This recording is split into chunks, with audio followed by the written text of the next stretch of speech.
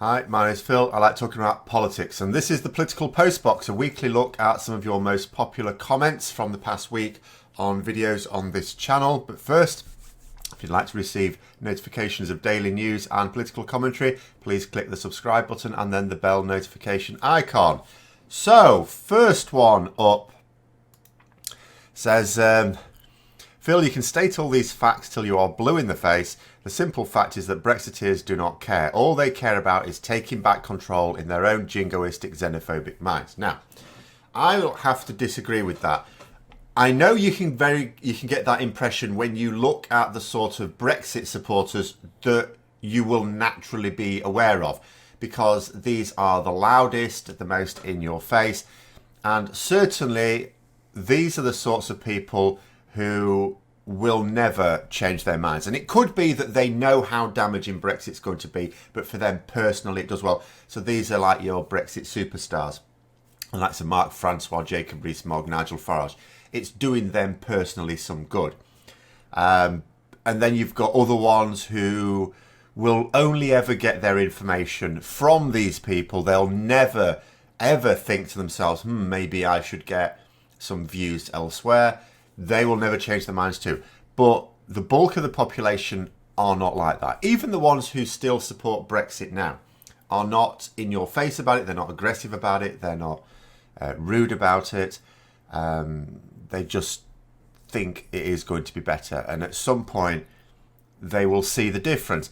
And it's important to note that years ago, because just like it is in all EU countries, there are polls conducted that ask people what their views on the EU membership are for their country. And there's always a little, you always get a significant proportion of the population in all of these countries going, oh, I wish we weren't in the EU. But the majority were happy with EU membership. And that was the case in this country as well. If you were to look at polls tracked over time, you would see just a spike during the referendum campaign itself. Even when Parliament was voting for the referendum itself, there was no call amongst the public for it. It was purely to do with a few Conservative backbenchers and a weak Prime Minister in David Cameron. Then you got that spike, and it only then went just over 50%, just when it needed to, because at the end of the day, it was a very slick campaign. It was a very well organised campaign of misinformation that did just enough to get that result. And then afterwards, it's come down again. In fact, if any of you are on Twitter, I would recommend you follow Remainer Now. And it's a Twitter account that relays the stories of people who voted Leave, and they sort of say why they voted Leave and then say why they are no longer Leavers, why they wish now to remain. And there are already a lot of people that have changed their minds. Many more won't, because many more cannot cope with the concept of until you see it for yourself, which is maddening to me because a lot of people have seen it for themselves. Most recently, of course, a factory in Poole, which I've talked about a couple of times before, a constituency that voted Conservative. They turned up to work last week to find out that their jobs are gone. The factory's closing down. It produces car parts. It's gone. And, Patrick Minford, who is the Conservatives, which is the party in government, their chief economic advisor, and has been for some time. He was recorded. I mean, it wasn't even secretly recorded. He was quite open about it. He was recorded in 2018 saying to ministers, you need to abandon manufacturing in this country. He was particularly saying car manufacturing after Brexit would just be gone. He said, don't even try and rescue it. Don't even try. So all of these towns, and a lot of these towns that rely on car manufacturing in the UK, actually voted Leave and have since voted Conservative. And when that happens, at some point, it stops mattering about the taking back control, because that is just a vague philosophical viewpoint. People can have the luxury of philosophical viewpoints when everything in their life is okay. because ultimately people need something to moan about. That's why people will lose their minds if they can't find their hairbrush. Everything else in their life is obviously brilliant. But once you take someone's job away from them and they can't get another, so then they were on a wage, potentially even a decent wage, and then all of a sudden, not only are they not, but they now get to see what this government that they voted for does with people who are unemployed. See how much sympathy they're getting from this government who they voted for, and the strain that that'll put on them, the strain that that'll put on their relationships. As soon as you're putting their very lives in jeopardy, in fact, taking it away from them, all of a sudden, political philosophies don't matter anymore. What matters is survival. They're struggling to survive at that point. Many more will change their minds then. Many more. The worry is whether or not, because people were fooled into voting for this in the first place when the general population didn't want this in 2016. My worry is always, I don't want to be glib about it and say, oh, well, once people see the realities of Brexit, by the time the next general election comes around, we'll have had several years of this and people will see it for what it is. The capacity for people to allow themselves to be deceived and the capacity for the Conservative Party to hire the best people at deceiving the population is not to be underestimated. But nonetheless, there will be more and more and more people seeing what's really happening. But we cannot rely on them just noticing it. It has to be pointed out, and I will continue to point it out. Right, next one says the biggest problem is Ireland. So even the former head of HMRC says that to produce a computer system for the control of goods flowing between the UK and Ireland will take 5 years. This is complete fantasy. I think based on an examination of other large-scale UK government computer projects, it will take at least a decade if it proves at all feasible. The systems analysis and design stage has not even started and cannot until the parameters of the trade deal are clear, so we are years away from even starting. We are therefore sitting under an impending Niagara of crap, shall we say. Now, yes, I mean, there's two things I would say about this that occur. About computer systems in this country. Yes, they are. When they're implemented, they never work. And I know some people will say, oh, yeah, when you put a computer system in, it doesn't work and you have to... It is particularly bad, particularly with this government. One thing that just keeps not hitting the news, and it absolutely should, particularly the Conservatives who claim to be the party of law and order. We have a real problem with courts in this country at the moment because the computer system that was rolled out for them doesn't work. Years later, still doesn't work. We have a scenario where court hearings have to be stopped part way through because the court officials and the judges cannot get access to the information they need because the computer system is not working.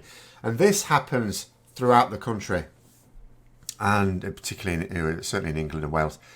And it's caused the court system to completely grind to a halt. And so this person is right. Whenever they sort of roll one out, it never ever works ever. They just, and I don't know why it is, because I've never worked in an industry where one of these all-encompassing computer systems has had to be rolled out. It's certainly never rolled out in education. We don't have anything like this. It's up to each individual school and college to have its own IT, which is bad enough. But I don't know whether it's caused by the fact that because contracts are not given out according to who provides the best bid, and it's not even given out to those who provide the lowest bid. It's given out to the one who donated to the Tory party. And I don't know whether there's an element of that in it, but it is always dreadful. So yeah, the idea that a computer system to solve this, and as the guy says there, if it takes 5 years, in reality, it'll be 5 years before they switch it on and it's rolling, but it will not work properly and it'll be utter chaos. And I suppose with a court system, when you get this utter chaos, there's only so many people going to be aware of it. Obviously, barristers, judges, people who are required in court, prosecutors, defendants. But when it's going to be something that's going to control the flow of goods, everyone will be aware of the chaos that will ensue. But the second thing I would say about this is that it is also another reason why the idea of getting a quick trade deal is complete fantasy. Because you need to have some systems in place with any trade deal, or when you look at actual trade deals that have ever been organised, there's always so many years to negotiate the trade deal. And then there's an implementation period of several years after that as well. So when we talk about a typical trade deal taking about 10 years, and some people will point to us, oh, this one took 7 years. No, it took 10 years because it took 7 years to negotiate and then 3 years for implementing the systems needed to implement the agreements in the trade deal. And computer-based systems are one of those. Some physical infrastructure, the training of people that are going to need to do checks in a different way, all of these things will take years. So yeah, let's say Boris Johnson got his trade deal within a year, which of course he will not. But let's say he did. As you say, they were talking about needing a system because of Ireland, and it is, you know, a complicated situation, taking 5 years, and in reality it won't even be ready in 5 years. And we haven't started now, and that is the problem as well when we're talking about implementing a system. How can you implement a system when you don't know what system we need to implement? You can't know what system you need to implement until you've got your agreement. So we have to get the agreement before we know what we need to implement. Then we need the time to implement something.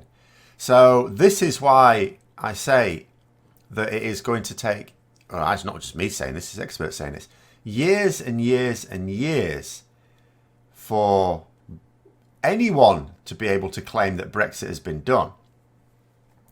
And again, people are going to see that. There are people, and the people in the comments do it in this video probably, but there were certainly ones in other ones going, no, Brexit being done is just leaving the EU, not having EU membership.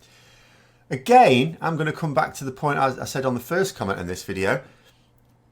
Are the rest of the population going to see it like that?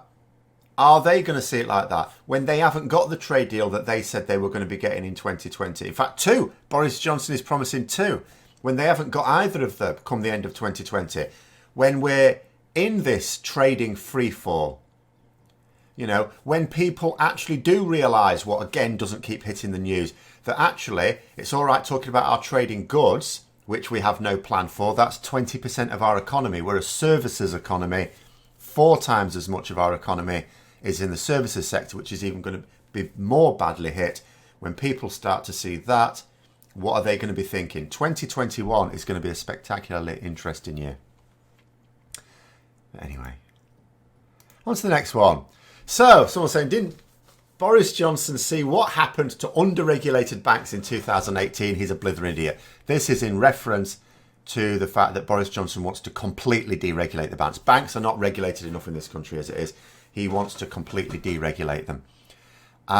Is he a blithering idiot? You've got to bear in mind, first of all, Boris Johnson, I've said this before, he boasts about the fact he was the only person to back the bankers that caused this crisis in 2008.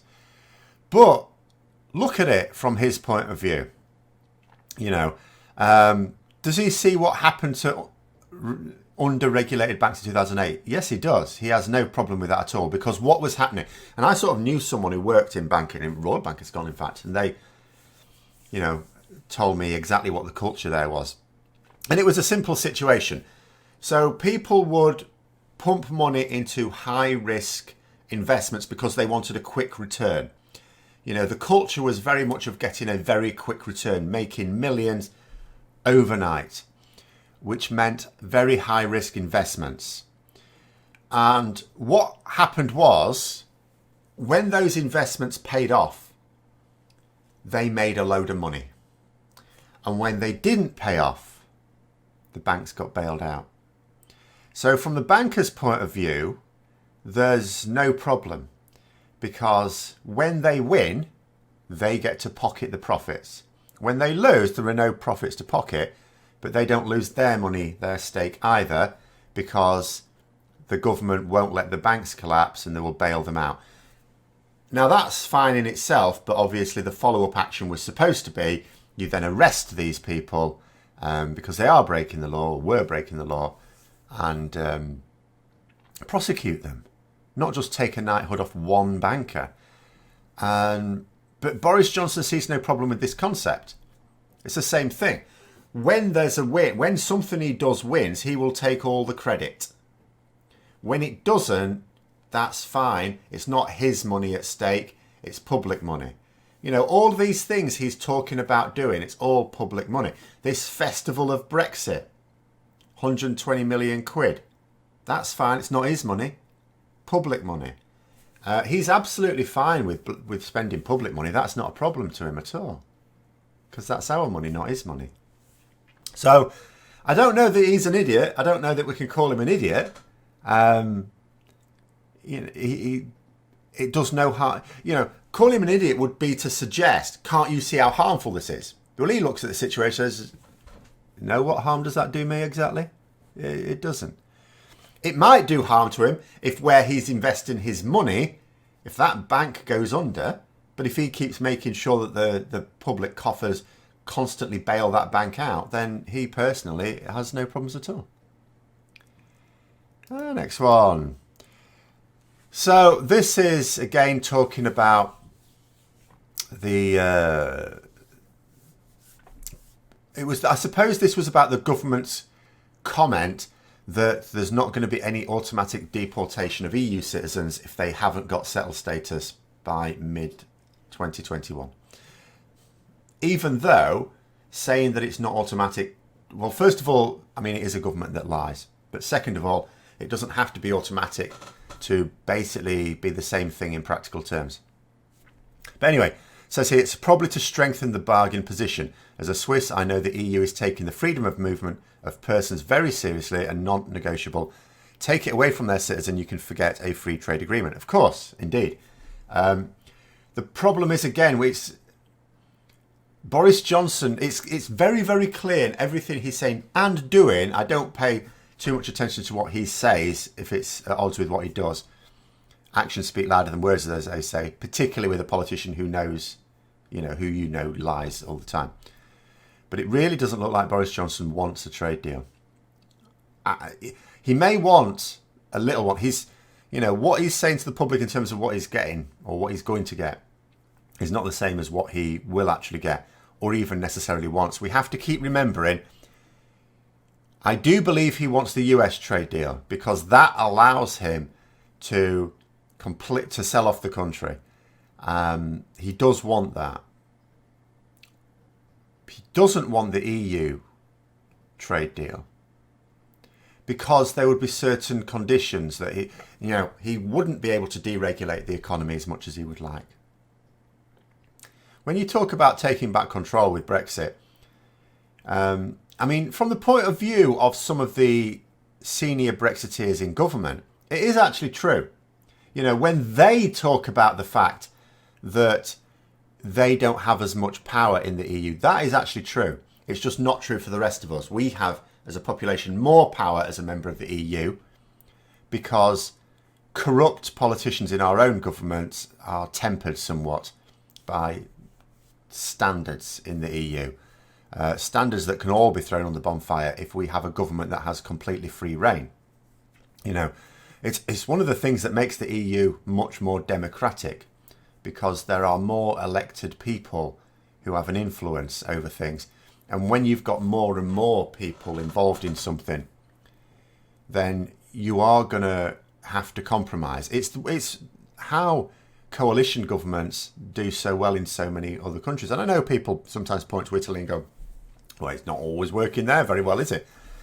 I mean, that's because Italy, I suppose, is very much like the UK in some ways in that we don't really accept that. It's, in terms of our politicians, compromise is not really their watchword. But in countries where they're quite happy with it and they accept it, it works very well. Whereas when you have a majority government in the UK, which has complete power, all it has to do is maintain minimum EU standards, which are not that high, because remember, those standards had to be agreed amongst all member states anyway, including the UK. And the UK obviously put the kibosh on quite a lot of them. But outside of the EU, he'll have complete free reign to do what he wants. He's not going to temper his own power by agreeing an EU free trade agreement. So this issue of free movement, this is why I worry for EU citizens resident in the UK that haven't already got settled status. He's not going to get anything at all from the EU, because he will not accept at the moment, unless he's lying. I know I'm not saying lying, of course he's lying, but even when you look at the legislation he's trying to push through, it's all towards the direction of the part about where he says he wants complete, he doesn't want any alignment, with the EU at all. That bit I believe, because his actions are towards that. And the only way he can get no alignment is by getting no deal. Which, remember, is what he wanted. He pushed very hard to have us leave the EU last October without a deal. Don't imagine that that's suddenly gone away. And that was when he didn't have a majority in Parliament, where his power where he didn't have any real power, and he still wanted that outcome. So now that he has power, and he has power guaranteed for several years, he's not going to be more afraid of that outcome at all. Next one. So this is where I was talking about the fact that at the moment, a lot of Brexiteers are very, very upset about the events of the 31st of January, the end of this month, when they're going to get everything they want, according to them. Someone said, the Brexiteers will not be happy after this month. They are, in fact, getting more paranoid and vindictive as they realise they've won the Bobby Prize. I'm not sure about the last bit. I don't think that there's any great realisation at all. There will be, hopefully. But it is certainly a case that the sort of ones, again, I distinguish, like I did earlier on, between Brexit supporters who are just ordinary people who just think it's actually going to be for the best, and those who are just, it's just an argument for them. It's a debate. It's a game. And those ones, the ones who are sort of really in your face about it, they are actually getting more paranoid and vindictive. It's quite spectacular. It's almost like they think they've won against Johnny Foreigner because they're getting Brexit done and they've got a Prime Minister who's talking tough on immigration, even though every other previous Conservative Prime Minister has, and has still taken a light touch to immigration. The idea has always been talk tough on immigration, but actually we need a load of immigration, so let a lot of people in. Whereas they believe that Boris Johnson is going to be different in that regard. Maybe he will, maybe he won't, who knows. But it's almost like they're thinking, well, there's no point in picking on foreigners anymore because we're beating them. But we need someone to pick on. We need someone to hate on. So we'll hate on our own countrymen and women. And that's exactly what it's like. Brexit is an incredibly divisive event anyway, and it's going to be. But I have noticed them becoming increasingly agitated. Or maybe it's just because it's more baffling now that I notice it more keenly. Because, a few months ago when Brexiteers were saying, I'm only upset because the Remainers are taking away our democratic referendum result, and although I knew that, and I would say, the easy thing, because we believe that the majority now want to stay. And the easy way to settle this would be another referendum, wouldn't it? If you really believe it's the will of the people, then a referendum is the obvious thing. But at the same time, I could understand that.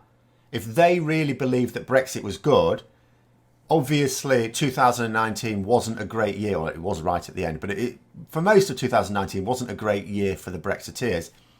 And, you could understand some anger there. You could understand it. But now, why? It's happening. The Brexiteers say that no deal is actually fine. In fact, more than fine is actually acceptable. Well, that's the route we're going down. Everything they say is good about Brexit is going to happen. So you should be delighted. They should be absolutely delighted, magnanimous in victory. But they are not. They are, if anything, spiteful in victory. It is quite spectacular. And it would be interesting for someone in the future to do a little study and to try and find out why this is. Why is this? But I'm no psychologist or sociologist. Right, last one. So, another little bit of hypocrisy here, and this is also true. It says, Brexiteers shut up about sovereignty when they talk about US and Trump. They immediately turn pro-USA, pro-Trump zombies. It is certainly true, yeah. Whenever they talk about, oh, we need to be completely free of the EU, who are actually our allies and behave as such, and yet when it comes to Trump imposing things on us, that's fine. Oh, that's totally fine. And I would say, when you talk about Brexit, again, we're going to have to distinguish again. It is actually a really small proportion of the Brexiteer community, but it is, again, those in-your-face people. You know, and I've said this recently as well, haven't I? When Donald Trump visited the UK for the last time, well, I hope it's for the last time, but the last time, I should say, actually, he was asked to tone down his support for both Brexit and Boris Johnson because he is personally unpopular in this country, even amongst Conservative supporters and even amongst Brexit supporters, by and large. He's deeply unpopular. Not America. I mean, when you talk about you pro-USA and pro-Trump, we're always pro-USA. We love America in this country. We love its culture. But what we don't like is its current president. He is deeply unpopular on both sides of the political divide there, left and right, pro-Brexit, anti-Brexit. He is very unpopular. But there is that core, and again, it's that very noisy minority that might give the impression that Brexiteers in general are pro-Trump. They are more likely to be because, again, polls are conducted on this. And it's certainly the case that those in favour of Brexit in this country, in the UK, are much more likely to be in favour of Trump. But it's still a minority. And it is a spectacular act of hypocrisy that they'll shout about sovereignty. Trump comes along with far more onerous. I mean, you know, the EU come along with rules that mean we can trade freely, in which case they're not really an imposition to us, the general public. Trump comes along with rules that will stop us being able to trade freely, and that's apparently magnificent. But there it is. We will have to point out, of course, over this coming year, a lot of nonsense when it comes to the Brexit way of thinking, because all of the arguments they were using in 2019 will fail in 2020 and fairly early on as well. And then in 2021, you know, everything really will come home to roost. And it is just going to be a case of making sure that we keep pointing it out to people who at the moment don't accept it. When these predictions become facts, keep pointing it out. And enough of them will eventually face up to it, I'm sure. But anyway, I hope you found the video interesting. If you did, don't forget to click the like button. If you'd like to support the channel further, then please also click the Patreon link for details. And until next time, I'll see you later.